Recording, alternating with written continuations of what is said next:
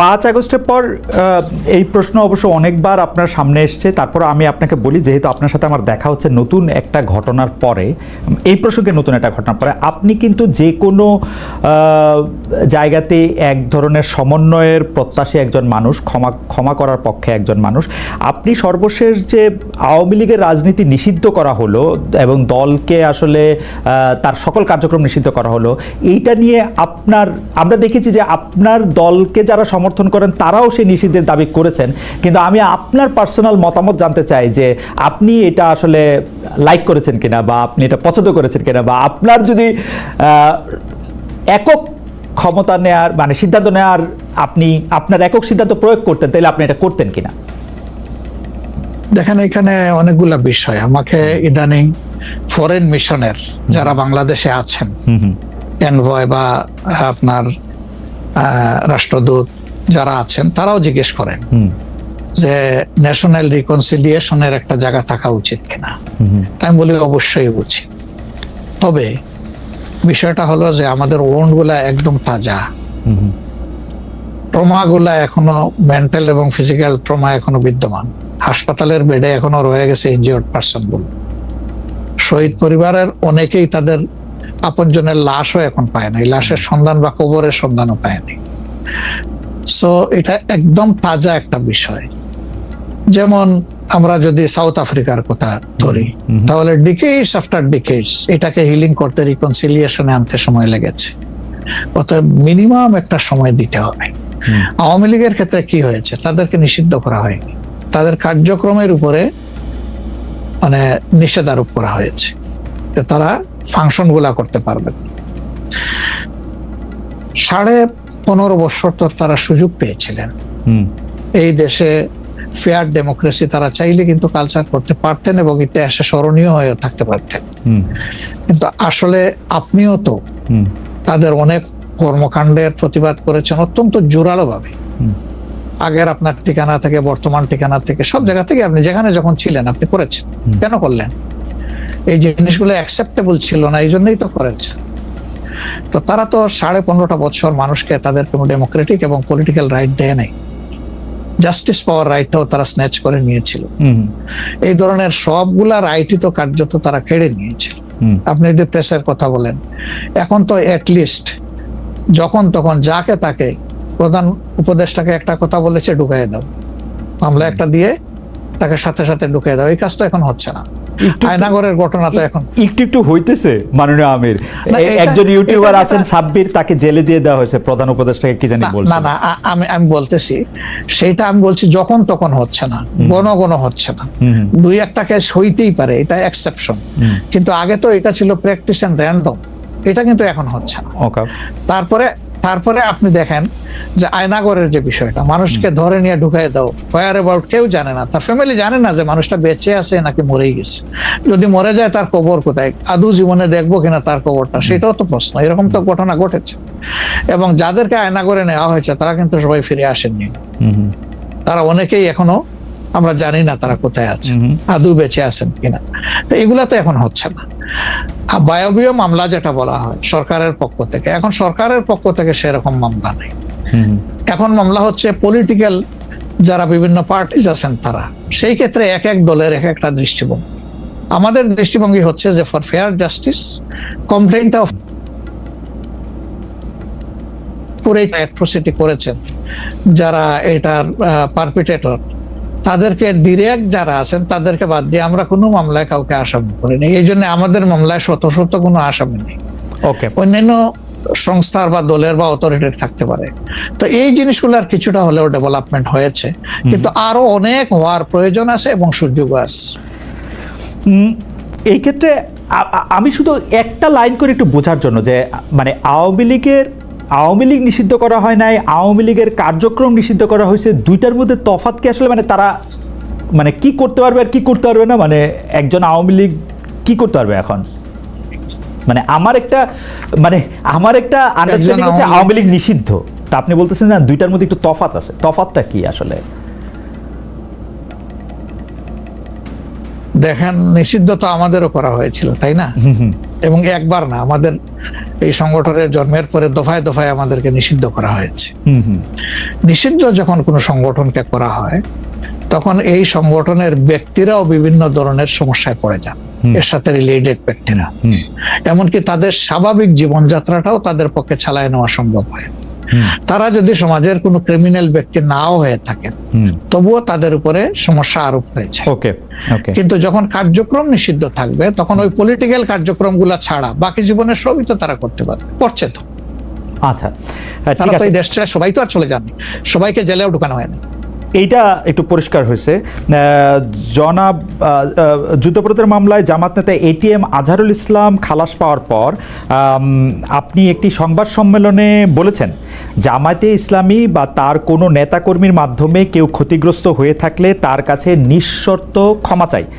এই ক্ষমা প্রার্থনায় কি ৭১ মুক্তিযুদ্ধের সময়টাও আছে কিনা সেটা সেদিন আপনি স্পষ্ট করেননি, আজকে এটা স্পষ্ট করবেন? মানে আপনি, অনেকেই প্রশ্ন করছেন যে জামায়াতের মাননীয় আমির ক্ষমা কিসের জন্য চাইলেন?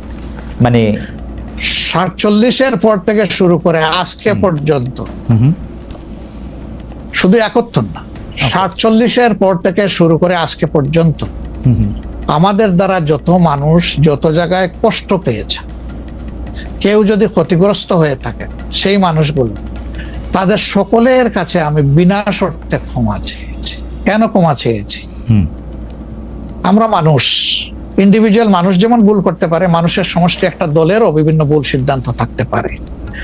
কোনটা ভুল কোনটা সঠিক ইতিহাস এটা নির্ধারণ করবে। আজকে যেটাকে ভুল বলা হচ্ছে, কালকে এটাই হয়তো সবচেয়ে বড় সঠিক হিসাবে প্রমাণিত হবে।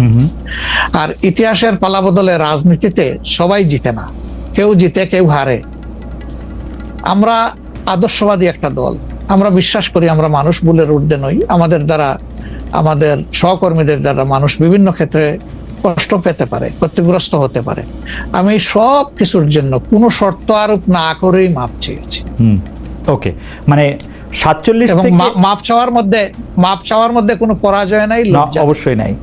৪৭ থেকে আজ পর্যন্ত যে কোনো কিছুর জন্য মানুষ আপনাদের কাছ থেকে যদি কোনো ধরনের আঘাত পেয়ে থাকে, তার জন্য আপনি দুঃখ প্রকাশ করেছেন বা ক্ষমা চেয়েছেন।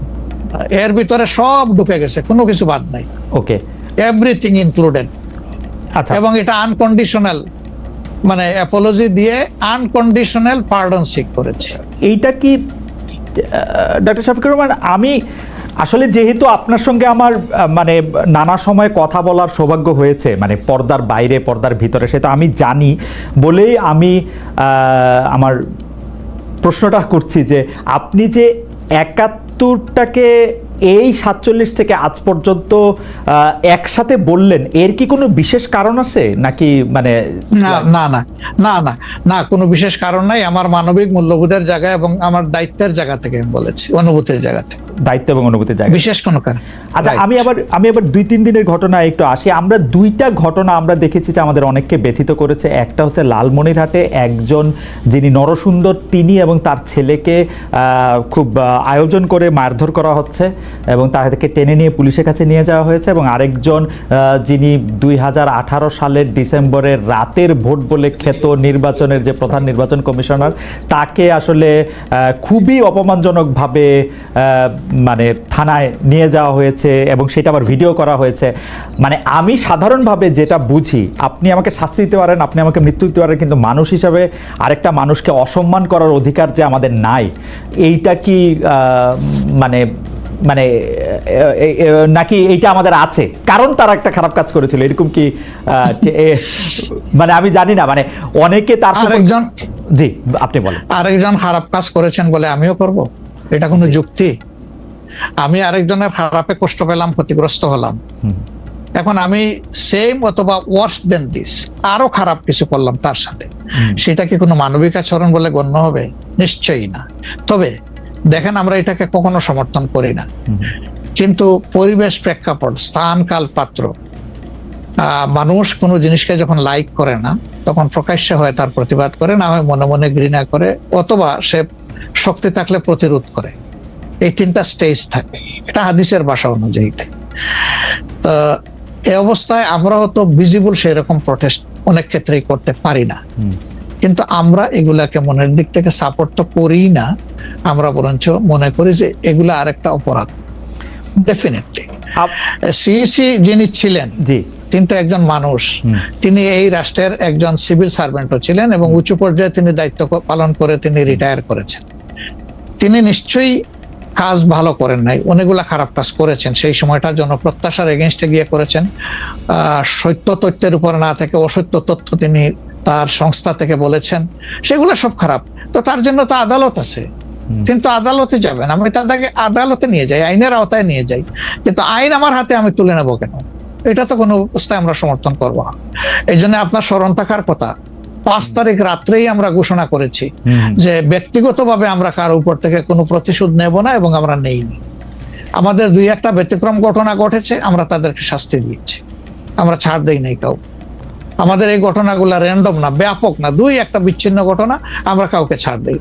আমরা যেহেতু আপনার সময় কম, আমরা দ্রুত একটা বিষয় থেকে আরেকটা বিষয়ে যেতে হচ্ছে। সম্প্রতি আপনি একটি ভাষণে বলেছেন, আমি এখানে ছোট্ট একটু অ্যাড করতে চাই। জি প্লিজ। এই যে মব, যেটাকে এখন মব বলা হচ্ছে, এর চাইতে কিন্তু আরো নিকৃষ্ট মব কিন্তু গত 15.5 বছর মানুষ প্রত্যক্ষ করেছে। ইভেন আপনাদের সাংবাদিকদের সাথে হয়েছে, আরো অনেকের সাথে, পলিটিশিয়ানদের সাথে তো এগুলো কোনো ডাল ভাত, কোনো ব্যাপারই ছিল না, সিভিল সোসাইটির মানুষের সাথে, শিক্ষকদের সাথে। কিন্তু ওইগুলা দিয়ে আমরা এটাকে জাস্টিফাই করতে চাই হয়েছে বলেই আমরা সবাই মিলেই কিন্তু এগুলি প্রতিরোধ করেছি, প্রতিবাদ করেছি। আসলে যে যার জায়গা থেকে প্রচন্ড ভাবে প্রতিবাদ করেছে।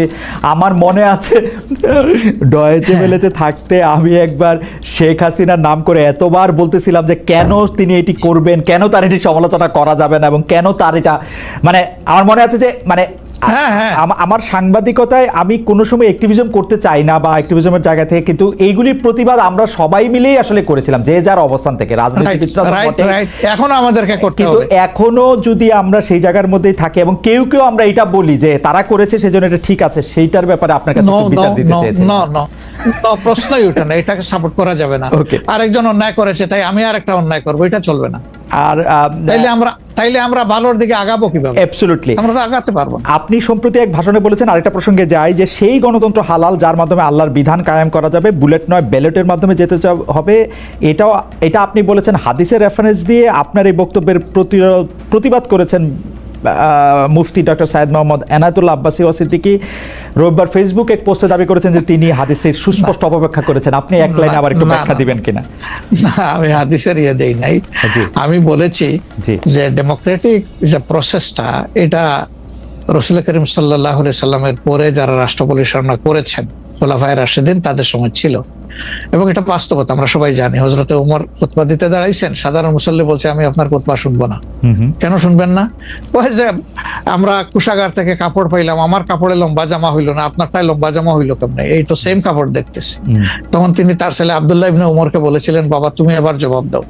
তিনি দাঁড়াইয়া বললেন যে দেখেন, বাবা তো রাষ্ট্রের দায়িত্বশীল, তার সাথে বিভিন্ন বিদেশি প্রতিনিধি দল আসে, এই রাষ্ট্রের সম্মানে আমি বাবাকে বলেছিলাম যে বাবা আমাদের পোশাক 2 টুকরা করে কাটার দরকার নাই, আপনি অনুমতি দিলে আমি কুশাগারকে রিকোয়েস্ট করতে চাই যে আমাদের 2 পিস না কেটে দিয়ে দেওয়ার জন্য, সেটা দিয়ে আপনি জামা বানাবেন। তো আমার বাবা এবং আমার 2 পিস মিলে উনার 1 পিস হয়েছে এবং তাই উনার জামা লম্বা। তো লোকটা বসে আল্লাহ শুকরিয়া আদায় করে বললেন যে খলিফাতুল মুসলিমিন, এবার আপনি আপনার খুতবা দেন, আমি শুনবো, মন ভরে শুনবো। তো এই দেখেন, এটাই তো বিউটি অফ ডেমোক্রেসি। ওই যে আপনি ফ্রিডম অফ এক্সপ্রেশন বললেন, এর চাইতে ভালো ফ্রিডম অফ এক্সপ্রেশন কোথায় পাবেন আপনি? আমি বলেছি যে না, গণতন্ত্র হচ্ছে এটা কোনো ইজম না, এটা আপনি নিজেও জানেন। গণতন্ত্র কোনো মতবাদ না, it's a way to establish your ism. আপনি যেটা চয়েস করেন, এটা ক্যাপিটালিজম হইতে পারে, সোশ্যালিজম হইতে পারে, কমিউনিজম হইতে পারে, এরকম যেটাই হোক সেটা আপনি করবেন। কিন্তু এটা একটা ওয়ে, এই বাহনের উপরে আপনি চড়ে যাবেন। সেটা যদি আল্লাহর দিন কায়েমের উদ্দেশ্যে হয় তাহলে অবশ্যই এটা মুসলমানদের জন্য হারাম হওয়ার কথা না। এখন আমার কথার সাথে তো ডিফার করতেই পারেন, উনি একজন লার্নেড মানুষ, আমি তাকে রেসপেক্ট করি এবং কারো ডিফারেন্সটাকেও আমি রেসপেক্ট করি, কারণ এটা না হলে তো আপনার ফ্রিডম অফ এক্সপ্রেশন থাকবে না এবং মাল্টিকালচারাল সোসাইটিও বিল্ড আপ করা সম্ভব হবে না। আচ্ছা, অ্যাবসলিউটলি ফাইন। আচ্ছা, আপনি শুক্রবার একটা দলীয় কর্মসূচিতে বলছেন যে দিন কায়েমের চেষ্টা বা প্রচেষ্টা ঐচ্ছিক নয়, মুমিনের উপর ফরজ। আরবার আপনাদের দীর্ঘদিনের একটা স্লোগান হচ্ছে এরকম, আল্লাহর আইন চাই। এখন একটি নতুন প্রচারণা, মানে অনেক দলকেই, মানে অনেক দলকেই ক্ষমতায় দেখা যায়, মানে জামাত ইসলাম একটা নতুন প্রচারণা এরকম যে অনেক দলকেই ক্ষমতায় দেখা হয়েছে, জামাতকে একটিবার সুযোগ দেওয়া হোক, আপনারা যদি নির্বাচনে জিতে ক্ষমতায় যেতে পারেন তাহলে কি বর্তমান ব্যবস্থা পাল্টে কোরআন সুন্নাহ ভিত্তিক শাসন বা শরিয়া আইন শরিয়া ব্যবস্থা চালু করবেন? আসলে দেখেন, কোরআন সুন্নাহ ভিত্তিক মানে অনুশাসন যেটা, এটার ব্যাপারে সমাজের পারসেপশনের বিভিন্নতা আছে, ভিন্নতা আছে। আমাদের বাংলাদেশের যে সংবিধান আছে, এই সংবিধানের অনেকগুলা আর্টিকেল, অনেকগুলা ধারা উপধারা কোরআনের সেন্সের সাথে পুরোপুরি মিলে যায়, এটার সাথে কোনো ডিফারেন্স নাই। আবার কিছু কিছু ধারা আছে সেখানে কনফ্লিক্ট, কন্ট্রাডিকশন আছে। তো ওরকম পরিবেশ পরিস্থিতি যখন আসবে, জনগণের প্রত্যাশার আলোকে এটা মানে সবার সাথে ইন্টারেক্টিভ হয়, সবাইকে সাথে নিয়েই ইনশাআল্লাহ ভালো জিনিসগুলোকে আমরা ইনপুট দেবো আল্লাহ চাই। তবে এটাও মনে রাখার বিষয় যে কোরআনি শাসন হঠাৎ করে আল্লাহ তাআলা এস্টাবলিশের হুকুম দেন নাই। It was a gradual process. For example মাদক কিন্তু দুনিয়ার কেউ কিন্তু এটাকে অ্যাপ্রুভাল দেয় না, বাট এটার প্র্যাকটিস সব জায়গায় আছে, এটা বাস্তবতা। তো সেই মদ যখন হারাম ঘোষণা করা হয়, নিষিদ্ধ করা হয়, তখন কিন্তু 3 পর্যায়ে গিয়ে চূড়ান্তভাবে এটা নিষিদ্ধ করা হয়েছিল। তো এটা গ্রাজুয়াল একটা প্রসেস।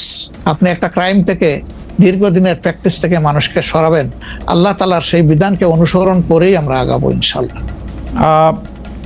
5 আগস্টের পর থেকে বিএনপির পক্ষ থেকে যেহেতু জাতীয় নির্বাচন